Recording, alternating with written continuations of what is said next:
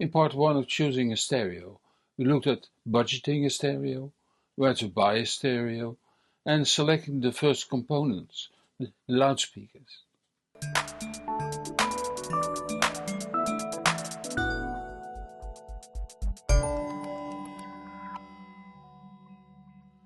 If you plan on buying a stereo in a box, selecting can be easy.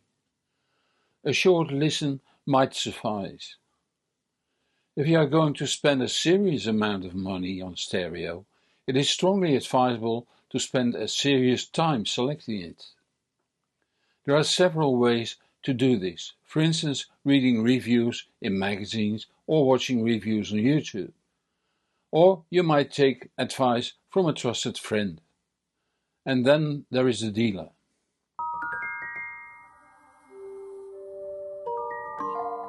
When you decide to buy at a dealer, you best arrange a listening session. Before you make an appointment, ask the dealer whether he uses a switching panel for speaker comparison. If he does, ask him if he's willing to demo speakers directly connected to the amplifier. A switching panel deteriorates the sound quality and masks the quality of the setup. Also ask to have only the speakers that you listen to in the room. 1 or 2 extra sets in the room might not be a disaster if they are positioned behind you and have their loudspeaker terminals short-circuited. Judging loudspeakers placed in a wall of speakers is even worse than the switching panel.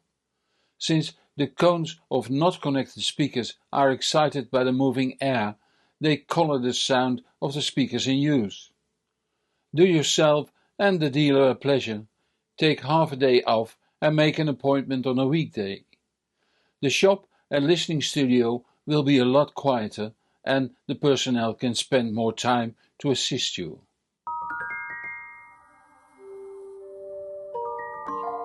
Listening in an unknown environment comes with its own set of rules. For some time, your hearing has to get used to the acoustics of that environment, so judging speakers directly after you enter the shop is of little use. Start a listening session with 15 minutes minimum of listening to a variety of music well known to you. If the dealer won't let you on a weekday's appointment or says that such a long time is not needed, thank him kindly and leave the shop. Never start a discussion on this subject with the dealer. You are right, he isn't. Even if he really thinks he's right, in which case he doesn't know his trade. You're the customer and should, within reason, always be right, of course. My late grandpa, who was a fishmonger, always said, "The customer is king, as long as he behaves royal." Back to the listening session and describe the ideal way. Have the dealer set up a set of speakers you most likely won't buy, preferably cheaper ones. After 15 minutes, preferably longer, your hearing has somewhat adapted to the acoustics of the listening studio, but also to the speakers used. That's the reason not to use one of your favorites for adapting to the acoustics. Now have your dealer place one of your favorite speaker sets and set the sound level to somewhere around 70 dB SPL acquainted. Very cheap apps will turn your smartphone into a sound pressure level meter, dB meter in Foxpop lingo. They're not accurate enough for use in a court case, but are well suited for this application. If you have no means of measuring the sound level, just turn up the volume until you have to speak with a slightly raised voice for good intelligibility.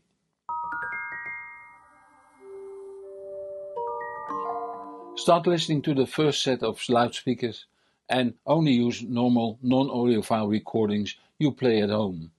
Use a good mix of styles within your musical taste. Try to listen to the music, not to, as a former colleague of mine nicely put it, the high highs and the low lows. In other words, do not try to focus on single elements of the sound, but to the total. Also search for the loudspeakers that do all your music well, not just that one recording. Listen for a short while in the wrong places, away from the sweet spot. Another good trick is to read a book, magazine or text on your smartphone while playing music. Repeat the same procedure with every other speaker you have selected. If it helps, you can take notes, but do this after listening to a set, not while listening. Try to get a holistic judgment and don't get lost in details. As a Dutch dealer, Rick Alderson of Hi-Fi Solutions in Amsterdam once taught me, the only valid measure for audio quality is the foot. When the customer starts tapping his foot, I know we found the right stereo. You could never be more right. And if you don't like the sound, look further. Seasoned listeners are able to combine the holistic judgment with deterministic listening, so they are able to find the causes of the less functioning stereo set. As a buyer, you don't need that. Compare it to buying a car. Make a test drive that involves the kind of roads you would normally drive. Don't forget congested traffic if you're in a busy town, and do a piece of off-road if you live on the countryside. The power of the engine and the top speed do give some indication of what the car can do, but give no indication about how the car handles, what the road holding is, and how noisy the engine is. A test drive tells you all these things immediately, measured against your own standards. If a small city car is your standard, a hatchback will be a luxury car that you can enjoy for years. If you're used to a large Swedish saloon car, the same hatchback might be a compromise. It's the same with audio. Some people will grow towards higher quality gear over the years, others will be satisfied with a decent, for him affordable stereo. Always check the sound level after changing for another set of speakers. Some speakers will be louder than others at the same power settings, and your brain interprets louder often as better. Also listen to all speakers for approximately the same time. If you listen to one speaker set over a longer period, you might get used to that sound more, so other speakers will sound less. The speaker you want to buy is a speaker that will please you the most with all the music styles you enjoy. Again, don't focus on impressive lows or crispy highs. Try to listen to the music as if there was no stereo set involved. Especially voices are good for judgment, since our ears are experts on judging human voice. If you find it hard to judge speakers, close your eyes or use a blindfold like the ones you get on intercontinental flights. It takes a lot of training to have your brain ignore the visual information while listening, especially in an unknown setting like a dealer's listening studio. Your brain is trained to combine all kinds of sensory stimuli for survival. And there is this: we often have learned to listen to music over a poor stereo. It's a stereo that reproduces the canned music. But when confronted with a quality stereo, the brain will initially be confused. It sees a stereo that doesn't sound like a stereo. It sounds more like live music, but without the visual clues that should come along with it. It's a bit like a virtual reality goggles that give you motion sickness, although there actually is no motion. It is the conflicting visual and motion information that makes you nauseous. Luckily, listening to a good stereo doesn't do that. It just makes judging quality more difficult.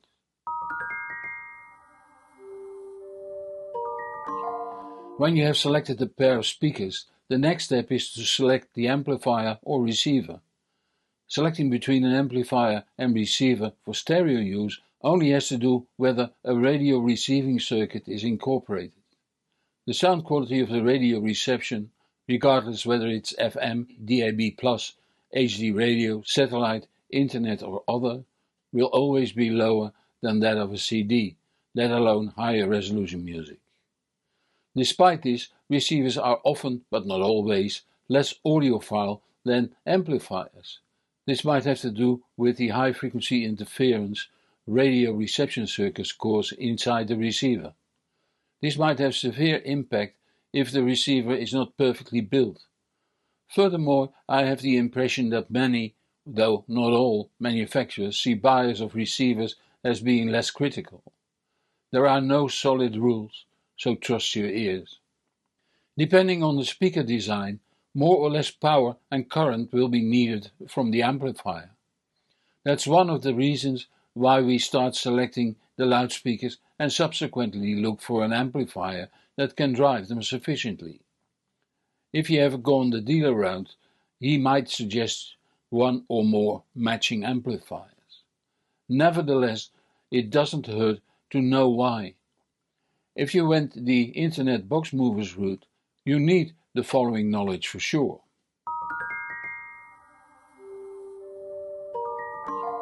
In general, a closed cabinet speaker will need more power than a ported or vented cabinet, while a horn-loaded speaker needs almost no power. It's like with cars. For driving a 4x4 SUV at 130 km per hour, you need more power from the engine than for driving a saloon at the same speed. The drag of the upright body of a 4x4 needs to be compensated by power. Also, the 4x4 powertrain has far more friction, further causing power loss.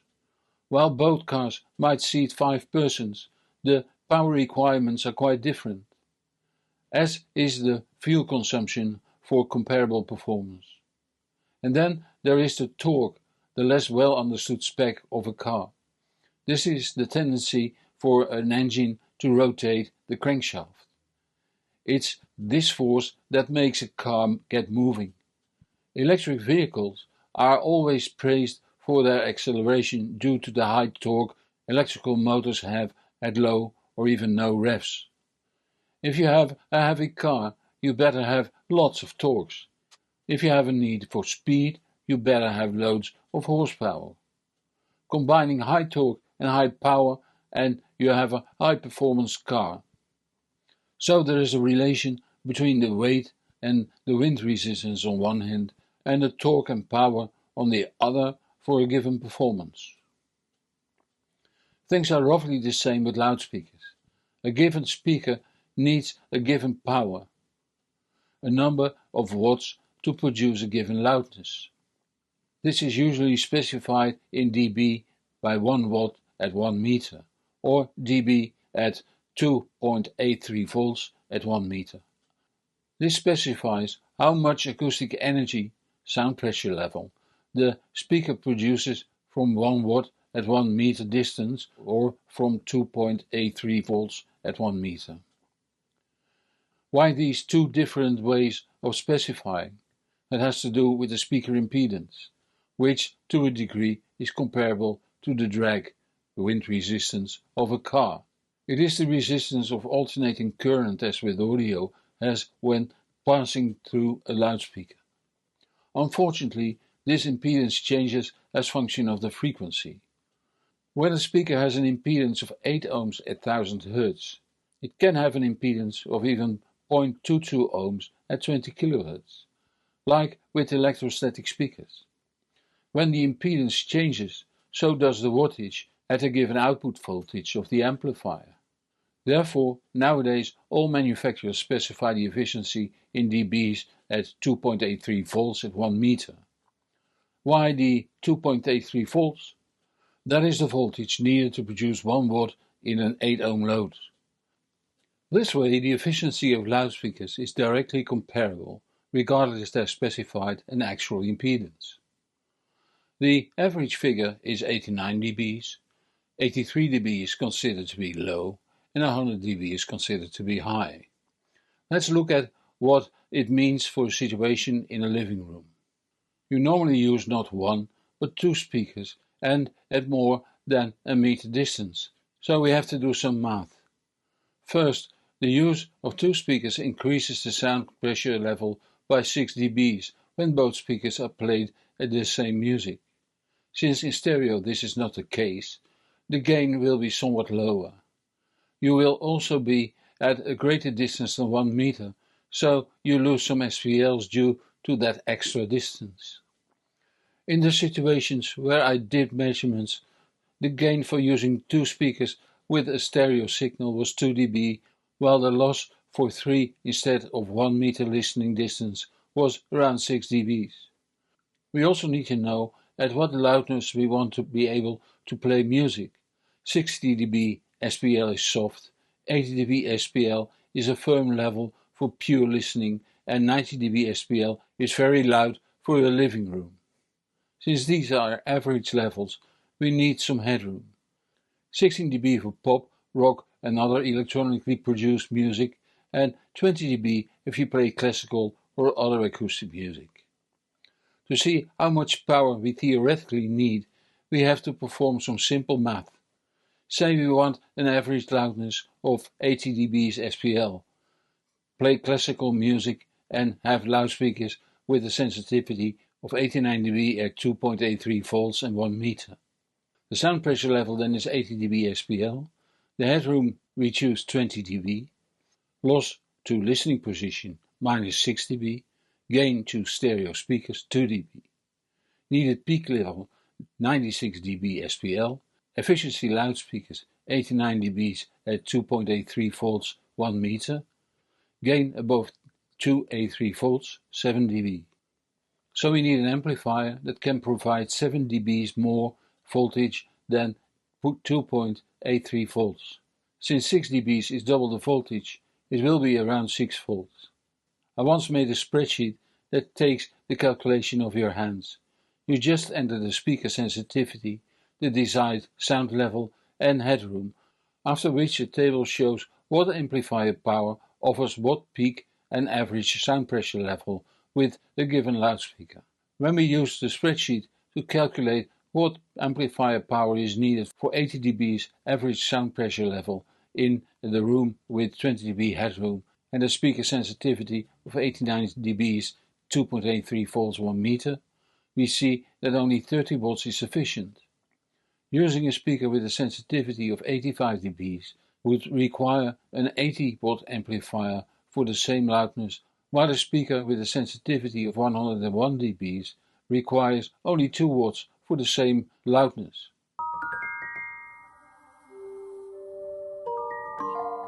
This is the end of choosing a stereo part 2. I'm working on part 3 already. When finished, it will appear at the end of this video. And if you're subscribed to this channel, you'll be notified, of course. So don't forget to subscribe or follow me on Patreon, Facebook, LinkedIn, Instagram or TikTok.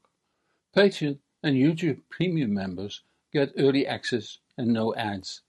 If you like this video, please give it a thumbs up and share it. It really helps. A huge thank you to everyone who supports the channel financially. You keep me independent and motivated. Just €1, pound or dollar makes a difference. It's easily done using the QR code on screen or the links in the description to contribute. I'm Hans Beekhuizen. Thank you for watching. And whatever you do, enjoy the music.